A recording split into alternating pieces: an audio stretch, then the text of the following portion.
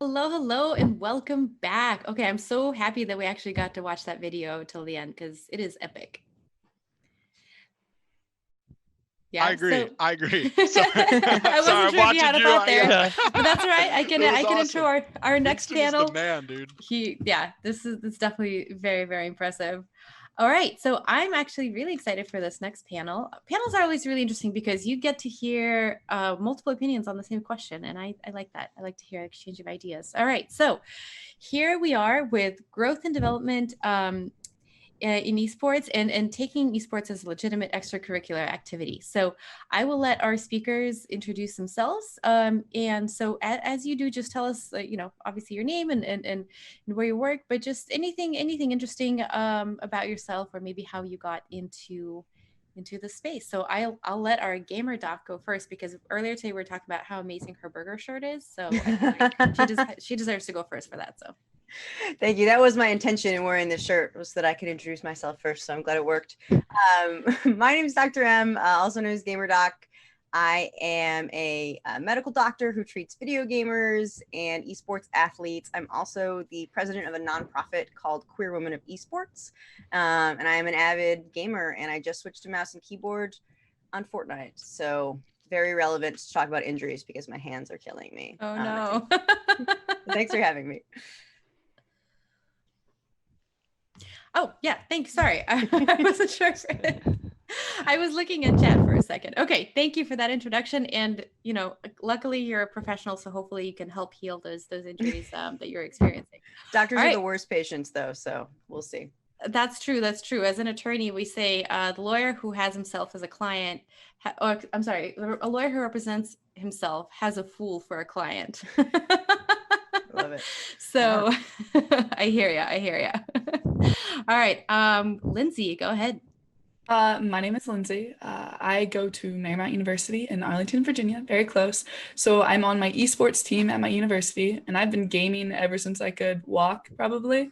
But I also partnered with PlayVersus, and I'm a collegiate super coach. And PlayVersus helps get gaming out there for high school, college, and it's really cool. One of the most interesting things about like the whole esports like scene for me, I say it's a great place to like show who you really are and like represent yourself. I think it's like a great way to express yourself, you know? That's awesome. That's awesome. All right, Carl. I'm Carl Daubert. I'm a mental performance coach. Essentially, what that means is I work with esport and traditional athletes on the mental side of performance. So things like confidence building, stress and anxiety management, and awareness.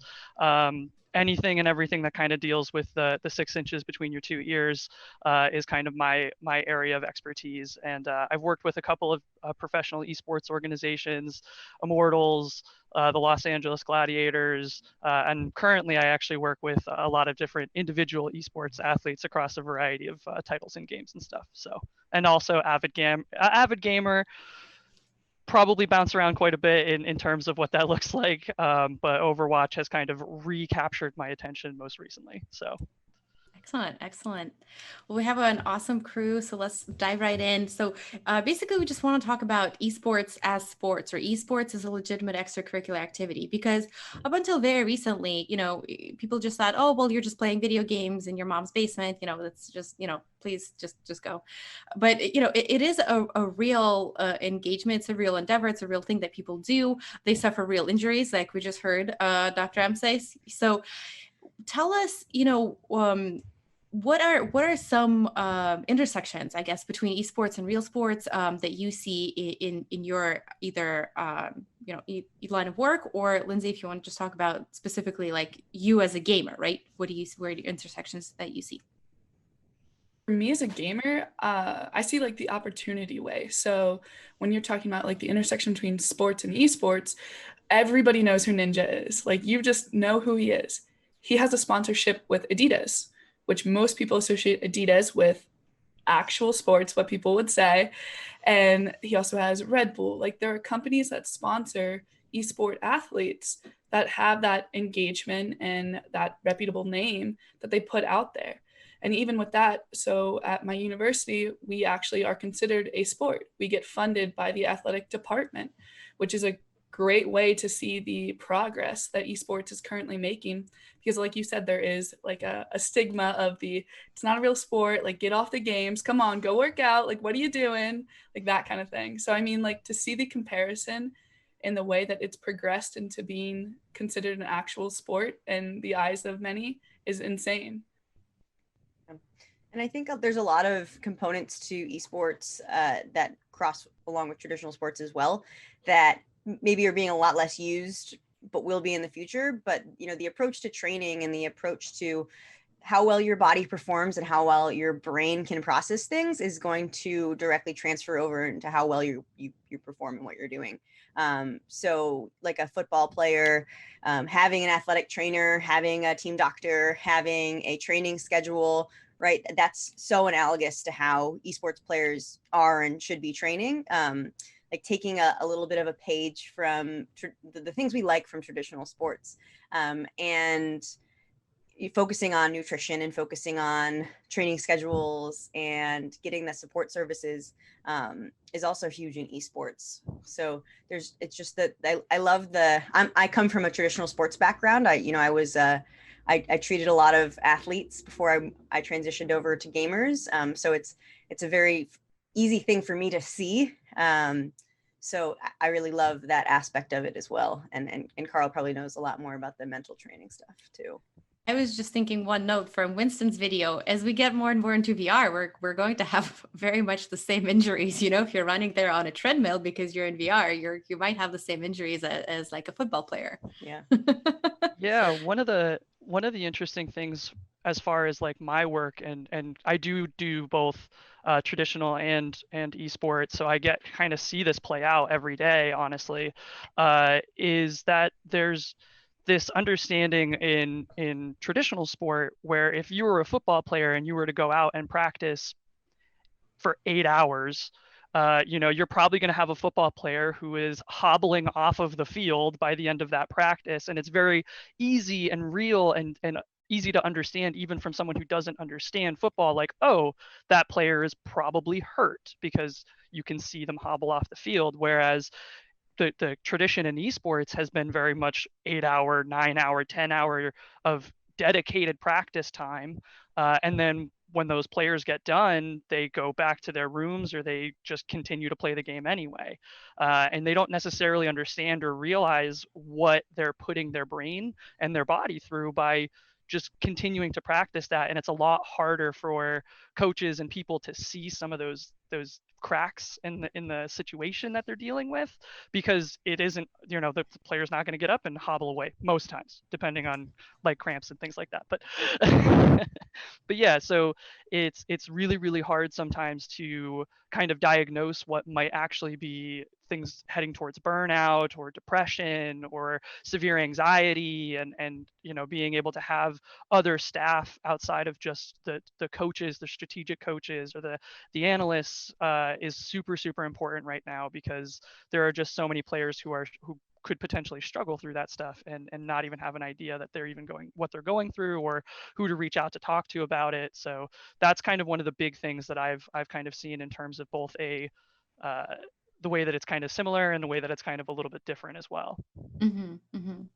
Yeah, so definitely, you know, we can see that there are some, like you said, similarities, some differences, but in any case, esports is definitely something that takes a toll on the body, something that takes a toll on the mind, just like traditional sports. So, you know, that's why we all are here today to talk a little bit about paying attention to that, right? Not just thinking, oh, I'm just playing video games. So thinking about esports as sports, or, you know, as something you're going to dedicate your life or at least a lot of hours to, what are some best practices that either esports athletes can pay attention to, or if, you know, esports athlete is a minor, what are some best practices that parents can pay attention to and really teach their children to participate in? I think doing a couple really simple things well and consistently is very important. If you want to prevent, you know, getting injured and you want to do best physical practices, you don't have to go like read a 100-page article or document and do everything that it says. All you got to do is warm up, cool down, and, you know, take breaks. And those are the fundamental things that all you need really like physically in the beginning when you're a kid, when you're growing and you're developing. Those are going to prevent most things that can happen to you. You know, you want to, right before you sit down, and I don't talk about if you're playing Fortnite, hopping into creative and doing like box fights or practicing your builds as warms up. I'm talking about like physically, you know, rolling out your wrists, stretching your hands, stretching your fingers, and then and then taking breaks, you know, not sitting in one spot for 6 hours, 8 hours, like Carl was saying, and giving your eyes break, giving your back a break, maintaining good posture, and just, you know, drinking water and eating things that aren't processed sugars, is really the fundamental basics. Like I could, and you know, Josh knows this, I can talk for like 17 hours about all the things you need to do to keep your body healthy. But what it boils down to is warm up, cool down, move your body, and drink water and take breaks. Chad is saying, don't pretend like you didn't just straighten up as soon as Dr. M said posture. Yeah, I know, me too. Yeah, no, I definitely agree. Like maintaining the physical aspect. So one thing I try to promise myself is I'm gonna work out. As you guys take sips of water, I'm gonna work out before I play, before I hop on the stream, before I do this. Or if I can't do it before, I'm gonna try to do it after. I want to at least do something to kind of counter me sitting on my butt for 6 hours playing video games, you know? Like I want to stay active. And then if I am sitting for a long period of time, I'm going to get up and stretch. Gotta stretch my legs, my arms, all that kind of stuff. But also like mentally, what I do for myself when I'm playing or getting ready to play, I try to have a positive attitude. I might get frustrated, you know, maybe I shouldn't have died the way that I died in that game, but I'm going to be like, hey, I got it next time. I'm not going to be like, oh man, that dude, like stuff like that. Like the biggest thing you can, parents can teach their kids or kids can try to focus on is you want to stay positive and keep a positive attitude because you don't want to get in that toxic environment. You know, it might be the popular thing to do sometimes, but honestly, the more positive you are, the better you're going to perform because you're not mentally in your head. That's so important. You know, when I teach, I just got done teaching League of Legends camp. That's sort of what I try to hammer into my students. I always tell them, look, there's absolutely no reason that you should be angry or toxic when playing video games because you're playing this game for one of two reasons. Either you're playing it because it's a game, and really you should not be toxic in games because we're doing it for fun, or you're playing it because you want to make this your career, right? And in which case you really should be professional because you're going to get fired really fast if you're toxic to your teammates and your coworkers. I just want to, can I add one thing in there? Sure. I think that, you know, one of the things too is that like, I feel like there's kind of two demographics, one of which is the kids or the people doing it. And the other one's the parents. And I feel like, unfortunately, a lot of times the parents either they want to support and don't know how. They, you know, maybe are unaware that they can even support their kid in their gaming in the same way that you do in traditional sports. We kind of talked a little bit like, what can you do as a kid? Could you guys do one just around as like, what advice or could you give to the parent who's helping the kid do those things? So the kid, you know, get up, drink water, do this and that. But like, if I'm a parent trying to help my kid, what is something that I can do to kind of like help them handle this better too? I'll hop in on that because I actually just had a conversation with a parent about esports. They saw that I was involved in professional esports. They had a son who is interested in it, and she was asking how exactly that question. How do I support him? I have no idea what this world is or anything about this. And one of the things that I kind of came up with for her was to think about if your child was to do traditional sports.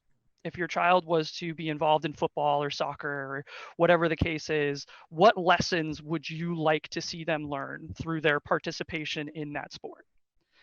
And then once you kind of have the basis of, okay, you know, I want them to be able to be like a team leader, or I want them to be able to handle setbacks, or I want them to be able to deal with frustrating situations or difficult environments, then you can kind of have a better idea of, all right, well, if that's what I'm ultimately looking to get them to do or what I want them to develop, I don't necessarily need to have a super in-depth knowledge of Overwatch or League of Legends or something like that. I can just support them in their journey to try and do those things. I can ask them, hey, how have you been communicating with your teammates?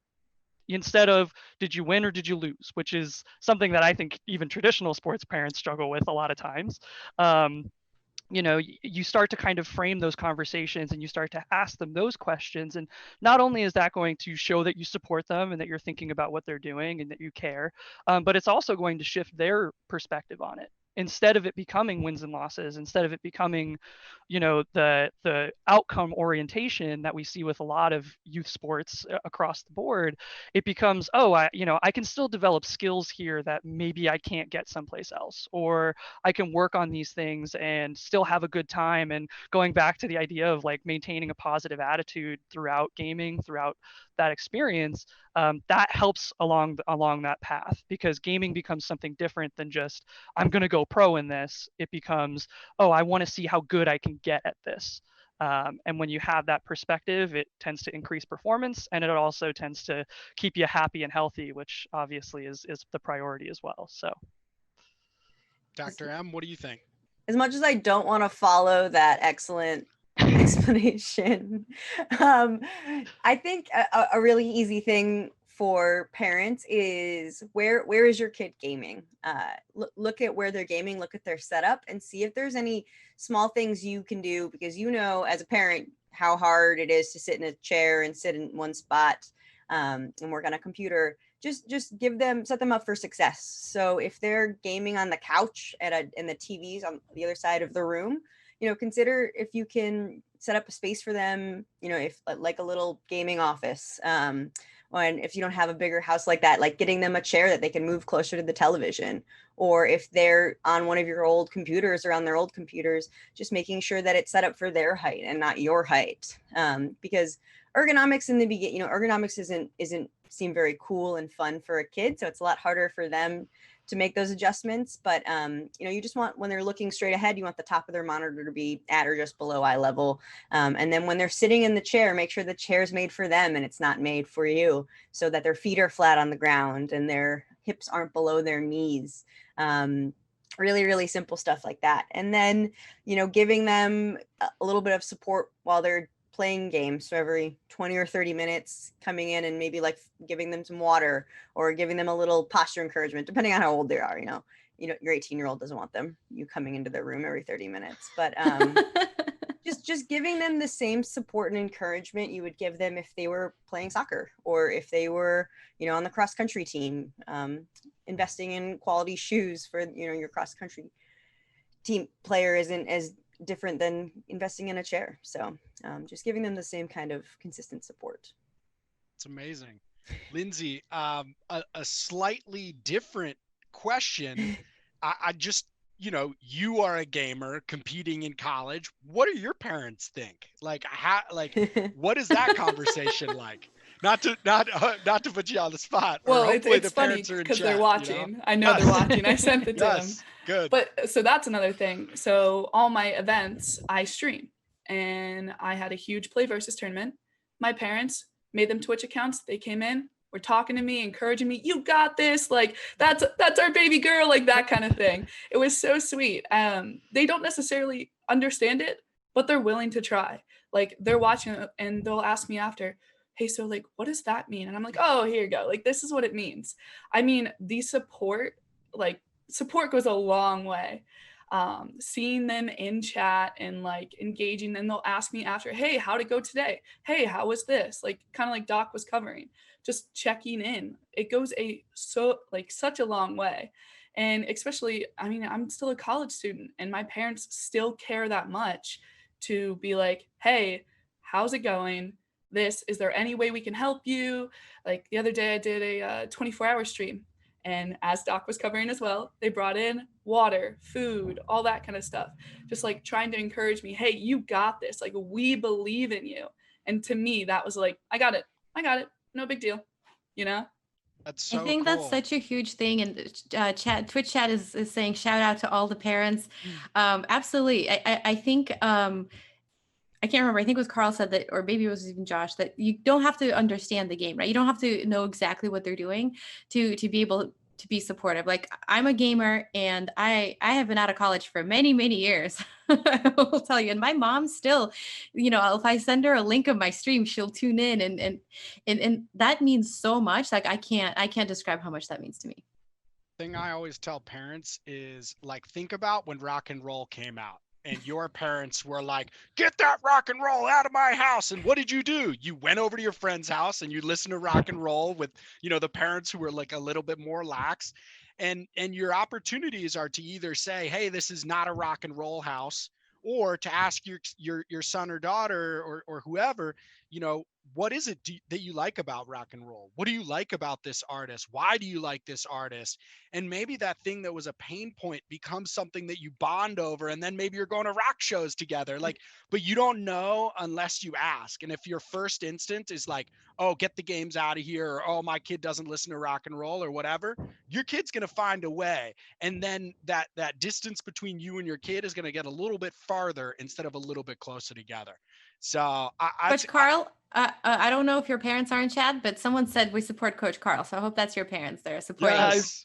Yes. Thank you for the support. I don't know if it's my parents, actually. I did send them the link, but them being able to get on and be able to comment, I don't know. So shout out to all the parents in chat. Absolutely. Absolutely. Okay. I So go ahead. I was just gonna say, I did have to explain goats and Overwatch to my parents in depth. They forced me, they sat me down and they said, you need to explain this to us because we have no idea what's going on.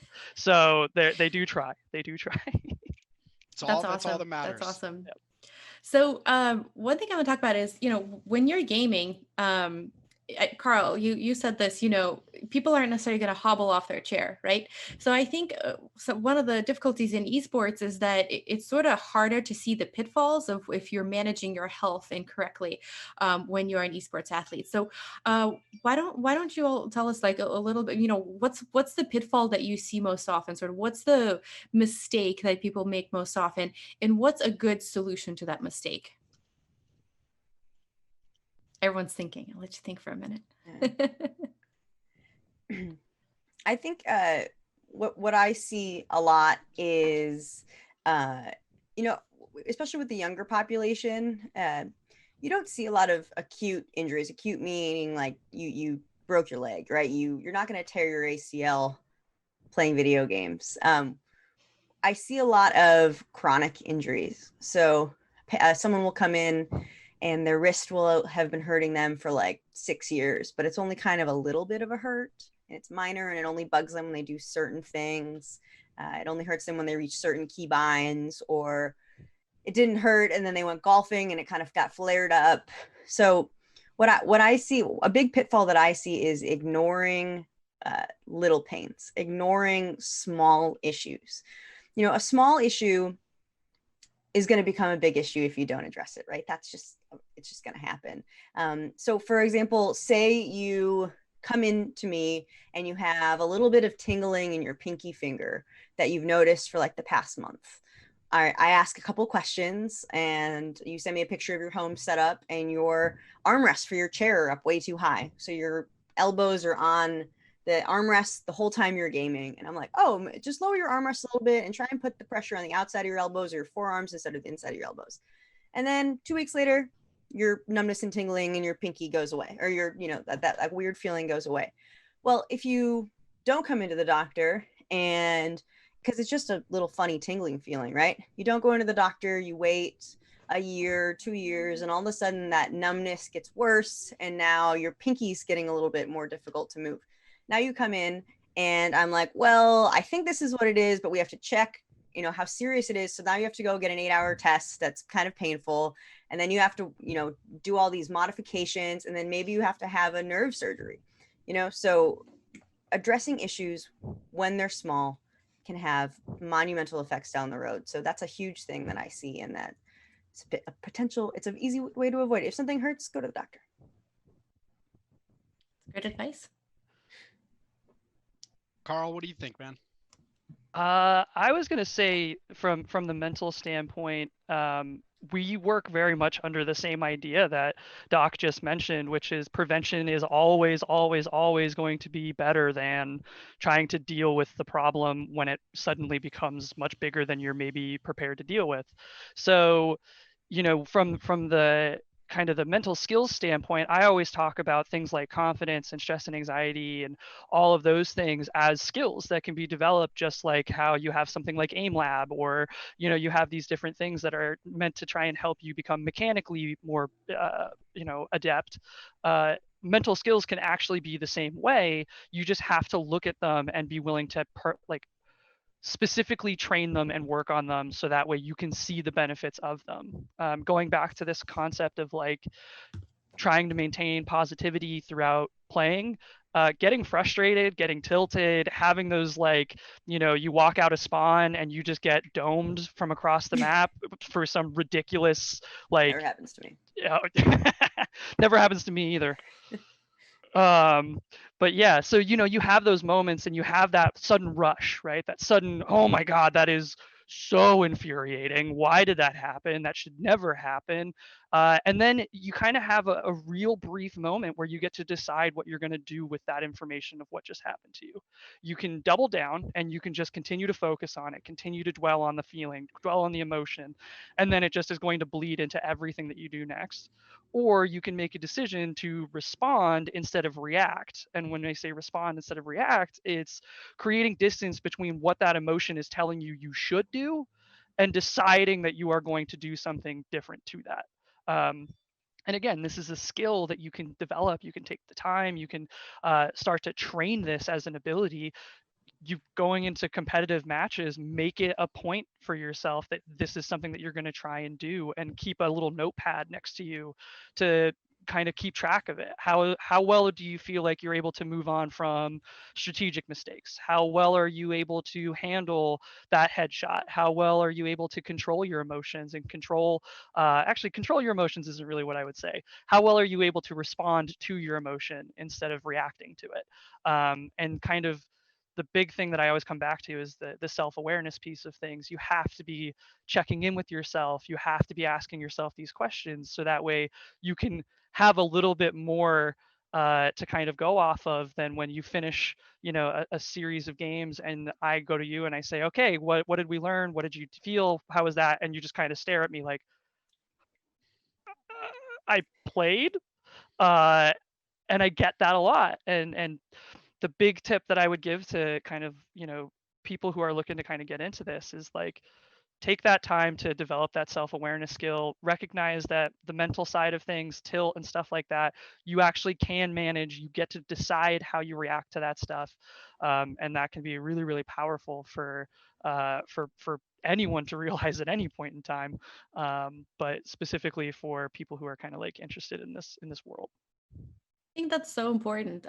That's also something I try to tell my students. Not only are you able to manage your emotional state, like you said, but it's also only you can manage your emotional state. A lot of times people start blaming, their teammates or their opponents. Like, if I didn't get domed right away, I wouldn't be so angry, right? But that's not how life is. Stuff happens, and you are the only one who can and should manage how you feel and how you react to situations. Mhm. That's awesome. Lindsay, do you have any anything to share from your personal experiences, maybe starting out as a gamer? What were some of your pitfalls and how did you overcome them? Definitely going into the mindset that I was gonna be great and then not being great. Like, you're not gonna be the best at every game you play, and going into the mindset of, so I've never played an FPS, and then I started playing Valorant.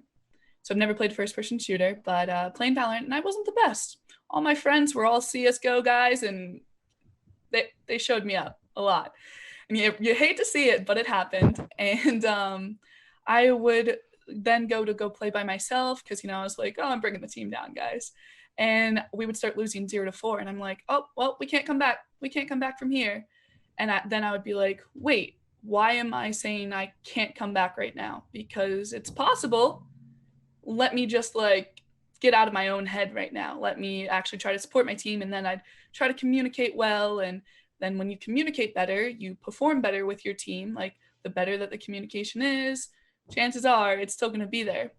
And I want to say I may not have come back and won, but it still was a close game, you know? And that's really what mattered. I may not have won, but I overcame my own head and kicked it into high gear and got better, you know? That's awesome. Staying positive. Yeah. And communication. Love it. So we have the body, we have the communication with self and communication with others. Very important tiers. It's not easy to be in that space where you're having to pull things back together, but it happens to us all. We've all been in a situation where, you know, you're not feeling very positive, and you either have to kind of fake it till you make it or lean on your teammates. And just because you're not hitting shots that doesn't mean that you can't contribute, and that you're not like a, you know, there's 5 people on the team for a reason. You know, there's each of them has to do something. So, you know, to be able to pull it back is really, really powerful. All right. So, going on to the next question. So what do you guys think some of the biggest challenges facing our industry in terms of validation, and things like that, as it kind of pertains to your different areas of the esports ecosystem? What are the biggest challenges that you feel? And Lindsay, we'll go back to you. Play versus Lindsay. So I'd say stereotypes. Like I'll just put it out there. Being a woman in the sports world, I'm not better than the guys, you know? Like apparently that's what they think. Why aren't I in the kitchen? I love hearing that, you know? But stuff like that. It's such a shame, and it definitely can deter people from wanting to. So I'm going into my senior year of college. Freshman year, I've loved gaming my entire life, but I've kind of kept it a secret. And freshman year, I didn't even bring like my Xbox to game because I was like, I don't want to be labeled as that girl who just like games. Like it used to be such a bad stereotype. Now things have gotten better, but the way that people can react and treat others, it definitely makes people not want to be that. The same way that sometimes parents are like, oh, get off the couch. Like, oh, you game, you do that for a living, like stuff like that. It has a very bad rep, and that isn't how it should be. Like everybody needs to realize, hey, this is what this person loves and is passionate about. Why are we being mean to them? Why not support them? Like stuff like that. So be nice. That's what Dana said from the last panel, right? Doesn't cost you $0 to be nice to everybody. And it's so common, like hearing you say it. I'm pretty sure every single woman in esports has had this experience. Like I've had female friends literally quit gaming because of the sexist toxicity, like hearing things like, get back in the kitchen, why are you in the game lobby? Yeah. mm-hmm. Literally why I started a nonprofit. Lindsay, for exactly what you just said. Continue it on. Yeah, let's hear it from you then. Well, I mean, that you hit the nail on the head. I wasn't planning on talking about this, but we can. But yeah, you're completely right. I think if anyone's seen the Sundance film Skate Kitchen, it's the same thing. It's about skateboarding. It's a man's world, and this group of women were really good skateboarders, and they started an Instagram called Skate Kitchen because people told them to get back in the kitchen so many times. And then, you know, they ended up becoming the Sundance film feature and having an HBO show made out of them. But yeah, it's hard. It's hard to be a woman in gaming. You're the subject of. It's hard to be anyone who doesn't look like what people think a gamer looks like in the gaming world, because you're the subject of a lot of harassment and toxicity. But you know, what I was going to talk about, but for my biggest issue is, if you've seen any of my Twitter recently, you're probably going to know what I'm saying. But you know, esports is a $1 billion industry, right? It's going to gross $1 billion, and it's part of that is because we all care so much about gaming. We love gaming, and the fact that we get to take our passion and turn it into a full-time career is amazing. And there's a huge market, right? Other people love gaming too, and they want to watch it, and they want to have products made for them. But the downside to that is outside businesses are now seeing the huge market that they can sell stuff to. So people who are not in the gaming industry are starting to come in to try and make a quick buck off of everybody. And one of those things is nootropics. And nootropics is a fancy word for supplements that are supposed to make your brain work better. And now I don't have any issues with supplements. I do have issues with large companies trying to make money off of the gaming industry. So there's a huge threat to health and wellness in the gaming industry right now with products targeted towards essentially children that aren't tested on children that could potentially have long-term consequences. So before you put anything in your body, you know, just check with your doctor or like do your own research.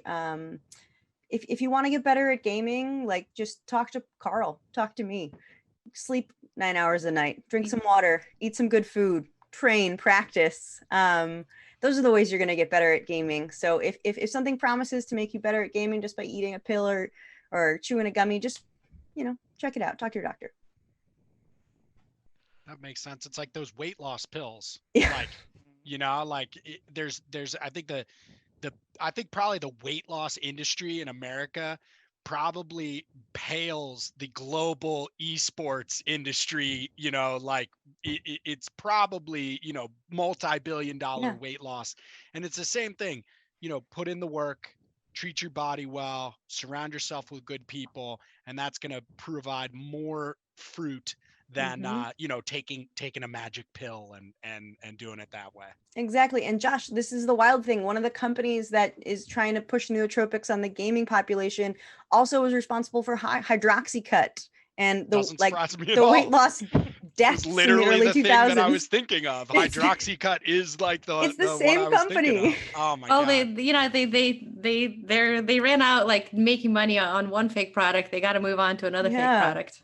So that's just, I'm like wringing my, the nootropic industry right now. At least you're out there fighting the good fight. You know, we really appreciate it. You know, in chat, let's pick up our pitchforks and go back Lindsay up as she fights this fight for us. Yeah. But Carl, wanted to give you a chance to touch on that as well. Yeah.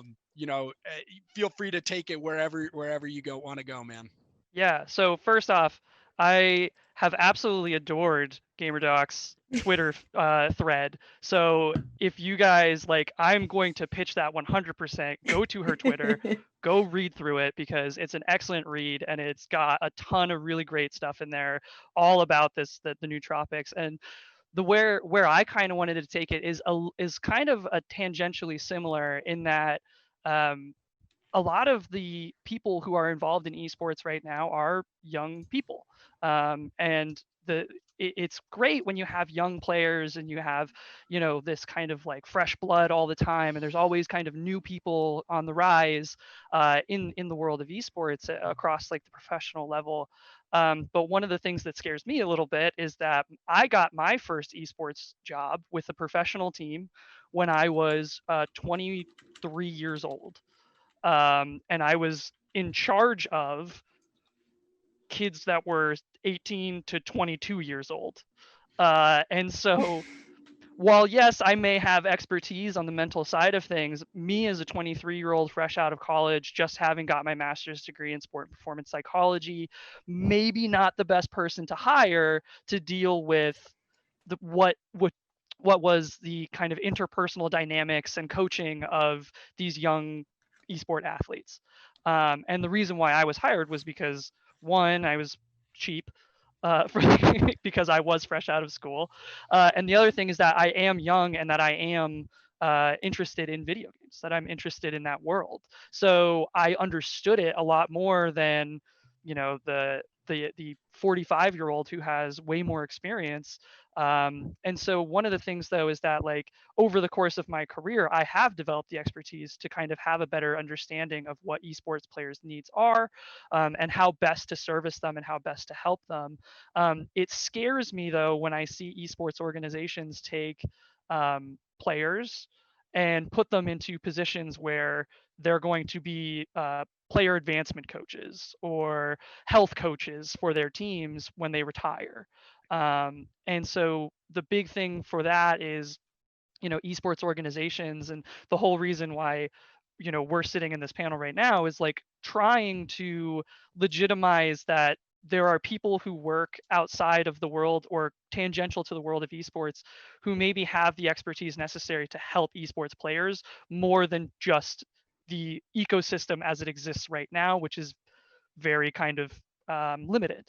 You Mhm. have players who are going to go and they're going to tell another player what they did to deal with their stress and anxiety. But what that particular player did to deal with their stress and anxiety may not be what the rest of the team needs. But that's all that they're getting because that person isn't trained to deal with that quite yet. So the big thing is just trying to, and something that is a personal call for me, is trying to help esports organizations, help teams, especially young teams, recognize that there are people who can help them, but they have to be willing to kind of look into the credentials of those people and make sure that it's a right fit, not just, oh, this person says that they can help me with my mental stuff, or they say that they can help me with the physical stuff, so I'm just going to throw a whole bunch of money at them because esports is such a money or a financially growing industry. So yeah, definitely just know who you're hiring to do what you're asking them to do. Make sure that they know what they're doing, because I've seen the repercussions of not, and it's really really scary, and definitely not something that we want esports to be known for as it continues to grow. We want this to be a legitimate venture for everyone who comes into it, and to be a safe place as well. So obviously that I think that needs to be a paramount priority. Well Good said. point. Great point. Well said. All right. So we have just a couple minutes left. So anyone, if you have any just final thoughts on esports as an industry or advice for people in the industry, let's hear them now. And also, if you don't mind, have our viewers reach out to you. Please let us know how we can reach you, either on Twitter or LinkedIn or Facebook, whatever it is. Lindsay, let's start with you. Dr. M, let's start with you. So I think my final thought is, I love esports. I love gaming. The generation growing up right now is in a very different position than any of us were. If we wanted to do something in the gaming world, we kind of had to make our own path and build the field as we went along. When you are up in, to where we are, people are gonna come before you. Trails are already gonna be blazed. So you have a lot of career options right now. And chances are it's probably not going to be as a player, right? So it's just like if you grow up watching football and you love football, you're like, I want to be, I want to work with the NFL. It's probably going to be as a host, as a broadcaster, as a trainer, as a coach, and less likely as a player. So pursue gaming as a career, but also, figure out what you're going to do for it. And don't forget about, your other coursework in high school. I think that's the hard part, is because we see all these successful streamers, we all see all these successful esports athletes, and of course you want to be an esport athlete, of course you want to be a streamer, but don't forget about your math and your science and your other stuff, because chances are if you're going to work in the esports industry, it's going to be in some sort of role that isn't athlete or streamer. So don't forget about the rest of the stuff. That's a really great point. There's like very few things that like you end up at, very few people who go pro. Most of us don't go pro. So Carl, what about you, man? The one thing I would say is just don't have a growth mindset. Constantly be looking to try and figure out how to get better. I got a relaxation technique from a Cirque du Soleil performer that works for one of my esports players, and like never in a million years would have thought that those two things, those two worlds translate. But that's something, that I kind of came across, and being open to learning from anything and everywhere, going back to what Doc said about like school and stuff like that. There are things that I learned in school that are super important and have continue to help me today. And I had to force myself to be open to the idea that that could be the case. So, giving yourself that growth mindset is just so crucially important. And wherever you end up in the esports world, that is how you're going to get there, is by being open and by being willing to learn from, wherever you can learn from. So that's my big one. 100%. Good advice. All right, Lindsay, final thoughts. Final thought is just do it. Like, you can accomplish anything you set your mind to. It may not be in the way that you want it to end, but that just means you have to put in the work. Like, you can improve, you can get better, and you can overcome any challenges, but you just have to be willing to put in the time, the effort, everything. Like, you need to do what makes you the most happy in life. And if it's gaming, do it. You know, like, if you're passionate about that, I encourage you, please do it. Esports is so well known and it's growing. So you just got to do what makes you the happiest. I love that. That's a perfect note to end on. Thank you so much to everyone. This has been so enlightening, and you all are so talented. Please keep doing what you're doing, legitimizing our industry. And thank you for coming to impart your knowledge with us here today. Thanks for Thank you so having us. much. Yeah, We're thank going you. to pop over to Discord. We'll see you guys over there. See ya.